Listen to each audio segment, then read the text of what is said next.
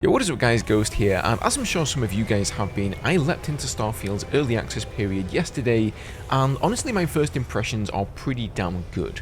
Like seriously, if you're looking for, a Bethesda world that you can get lost in, offers you potentially hundreds of hours of gameplay, and you can pick up just about every item in the game, no matter how useless they are, Starfield really delivers on that front. It feels like a Bethesda game. However, it's not without its gripes though, and this morning I woke up to what seems to be one of the larger ones amongst the community, and that is actually the lack of maps. You would think for a game as large and vast as Starfield that maps would be an integral part of that. But as Flash246 posted on the Starfield Reddit here, he says not having a city map is awful. And this has been picked up by a number of gaming outlets. So PC Gamer have an article here called "Nope, not a bug, Starfield city maps just look like that." Charlie Intel says Starfield players complain one extremely useful feature is missing. And then Kotaku goes so far as to say Starfield's local planet map is horrible. Now, it may surprise you, I actually think this was completely intended by Bethesda, and for a lot of people out there who've played games like Star Citizen, you'll probably understand why. But before we get stuck into that, let's just go and take a look at the maps in-game here and see exactly how they work. So here we are on the star map, and just to show you guys how this works, this is the galaxy that we have here, and all of the white solar systems here are ones that you're sort of eligible to go to or are within your level range. All of the red ones are areas which you should be a higher level for, and as we get further and further to, I guess you could call it the east, let's just call it the right of the screen, then the level increases. So when you zoom into a solar system, so I'm here in Alpha Centauri, then you get this very nice map of the solar system. It shows you all of the planets, the satellites, all of the space stations, everything. And then you can go down to the planet that you're on. So at the moment I am on like the second Earth, which is called Jemison. So here we are, you can have a look at everything there, see all the points of interest that you can currently go to on the map. So we have a science outpost on the other side of the planet there, and then here we have New Atlantis, which is basically like the capital of this place. However, that is pretty much the extent of the map in the game. So you've got a very extensive star map to travel around from planet to planet, but then when you zoom into the surface map here, and this is for any moon in the game, this is for any planet, anywhere you go, this is what the map is going to look like. And what it will show you here is unknown areas that you haven't discovered, and the icons here do give away what it is. Like this is the ship icon. You will a little bit further where you find like artifacts like these that you can go and mission over there and find something interesting. But for the most part, this looks like an undiscovered map, or what I would assume to be that. It looks like you can unlock this at some point in the game, and then you will see this vivid, green, amazing world that you can look down on. But that apparently is not the case in Starfield. And here we've got some of the side quests, and I think what a lot of people are complaining about here is that if you look where I am, we're in this absolutely massive city with different floors to it. There's a transit system with some sort of an intergalactic tram.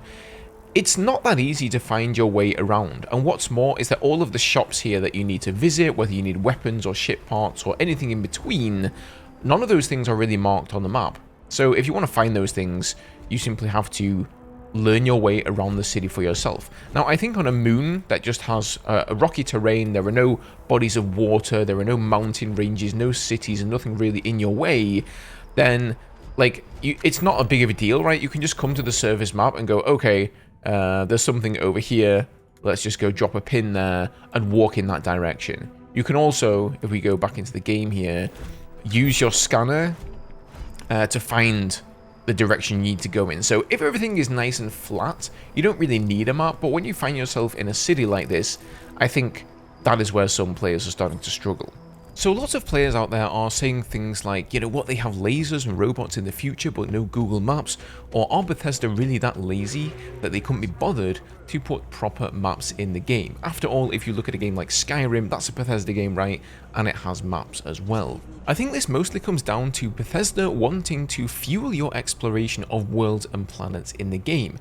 In New Atlantis, just like in a real city, well, unless you use Google Maps, you have to use signposts, street names, and find your own way. And that's the way that it feels in Starfield. And whilst you are finding your way, you'll probably bump into an NPC or two who will offer you a mission. It can certainly get a little bit tedious memorizing where everything is, but as somebody who's played Star Citizen, this comes as no surprise to me. Things work exactly the same in that game. You've got a star map showing you everywhere you can travel in your ship, but as soon as you step out of that ship and onto solid land, there simply is no map, and it's up to you to explore.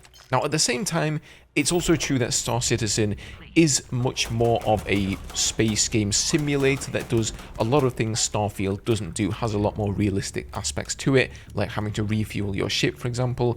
In that game, you have to actually walk into your ship and open the door, sit down in the pilot's seat, manually take off and go into orbit, and then quantum travel by yourself, all seamlessly without a single loading screen, whereas in Starfield, you just have fast travel. And so these two games are definitely very different from one another, and I'm sure therefore cater to slightly different audiences as well. However, another big reason it probably isn't in the game is because the planets are procedurally generated. I mean, think about it. If you can have random assets, structures, missions, NPCs, etc. on a planet's surface, how can you possibly make enough maps for that? It's much easier to just have this blue grid with dots on it and then show the points of interest when you land for the player to seek out. So I honestly think it depends which kind of player you are. I can certainly understand why people are annoyed about this, and you will undoubtedly encounter situations where you just can't find a certain shop, for example. But for me, I think they really should have put maps in for the major cities like New Atlantis.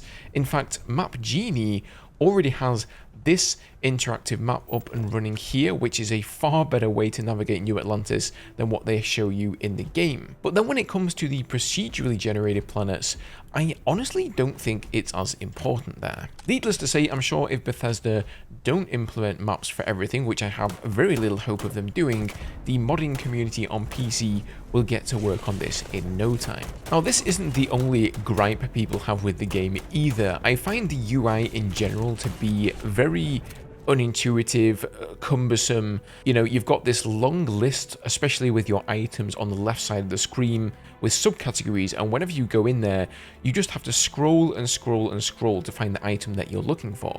Why don't they just implement a grid system? Surely that would be far superior to this scroll system that doesn't even utilize most of your screen real estate. And this becomes especially tedious when you have your own inventory, then you've got your robot that follows you around, you've got their inventory as well, and you also have your ship cargo, so you're constantly having to move items between your inventory, your robot, and your ship all the time. So is the lack of maps just another indication that the UI for the game hasn't had enough love, or is this a gameplay decision made by Bethesda to encourage exploration? As always, guys, I'm interested to hear your thoughts on this down below. If you enjoyed the video today, leave a like and subscribe for more content.